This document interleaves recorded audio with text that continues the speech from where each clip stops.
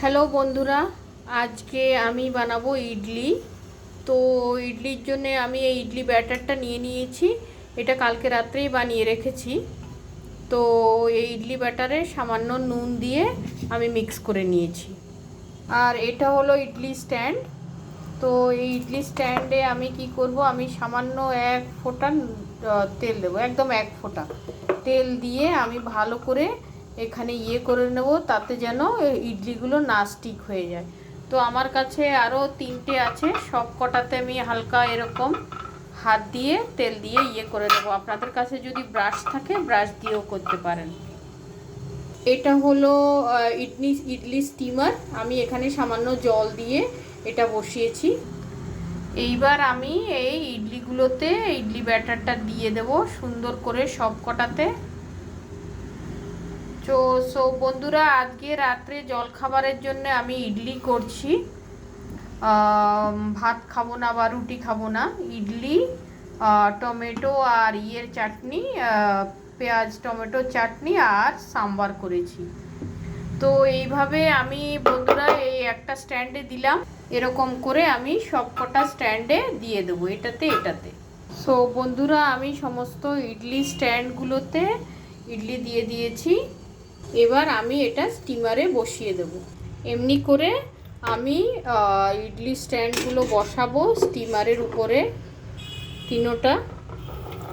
তো বন্ধুরা, আপনারা ইডলি বানিয়ে খাবেন ঘরে। এটা খুবই সোজা বানানো আর ইডলি খুবই হেলদি, যেহেতু এটা ফার্মেন্টেড হয়। এটাতে অনেক প্রোবায়োটিক থাকে, যেটা আমাদের হেলথের জন্য খুবই ভালো। এইবার আমি এটা স্ট্যান্ডটা দিয়ে ঢাকা দিয়ে দেব। দেখো বন্ধুরা, ইডলিগুলো খুব সুন্দর হয়ে গেছে। এই যে আমি দিয়ে দেখলাম সেদ্ধ হয়ে গেছে। এবার আমি ইডলিগুলো নামিয়ে নেব। তো ইডলিগুলো নামিয়ে দিয়ে এভাবে সুন্দর করে একটা নাইফের সাহায্যে এগুলো তুলে। দেখো বন্ধুরা, ইডলিগুলো খুবই সুন্দর হয়েছে, নরম তুলতুলে হয়েছে।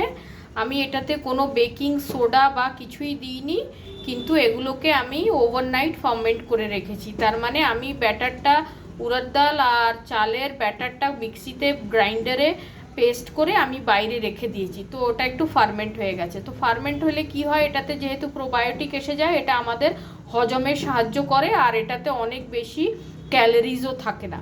তো সাউথ ইন্ডিয়ান লোকেরা এইভাবে ইডলি, দোসা আরও বিভিন্ন ধরনের খাবার বানায় ফার্মেন্টেড ব্যাটার দিয়ে। তো বন্ধুরা, আজকে আমি করেছি ইডলি আর টমেটো আর চাটনি আর সাম্বার। তো এখানে দিয়ে দিচ্ছি সাম্বার। সো এখানে সাম্বারটা বানায়, সাম্বার ভাতের সাথেও খাওয়া যায়, ইডলি দোসার সাথেও খাওয়া যায়। আর এটা আমি করেছি টমেটো আর পেঁয়াজ দিয়ে চাটনি। তো বন্ধুরা, চাটনিটা খেতে খুবই ভালো লাগে, প্লিজ ঘরে বানাবে আর খাবে। আমি ইডলির রেসিপি আগেও দিয়েছি, আবারও দিচ্ছি আজকে। তো চাটনিটার রেসিপিও আছে ওখানে, টমেটোর চাটনি আছে, টমেটো ধনেপাতা, আর এটা হলো টমেটো আর পেঁয়াজের চাটনি। তো আজকে রাত্রে আমরা ডিনারে ইডলি, চাটনি আর সাম্বার খাবো। বন্ধুরা, তোমরা অবশ্যই ঘরে ইডলি বানাবে আর খাবে, আর আমাকে বলবে কেমন হয়েছে। আর যদি আমার রেসিপিটা ভালো লাগে, প্লিজ আমার চ্যানেল সাবস্ক্রাইব করবে, লাইক, শেয়ার, কমেন্ট করবে। তোমাদেরকে অনেক ধন্যবাদ বন্ধুরা, আমার ভিডিও দেখার জন্যে।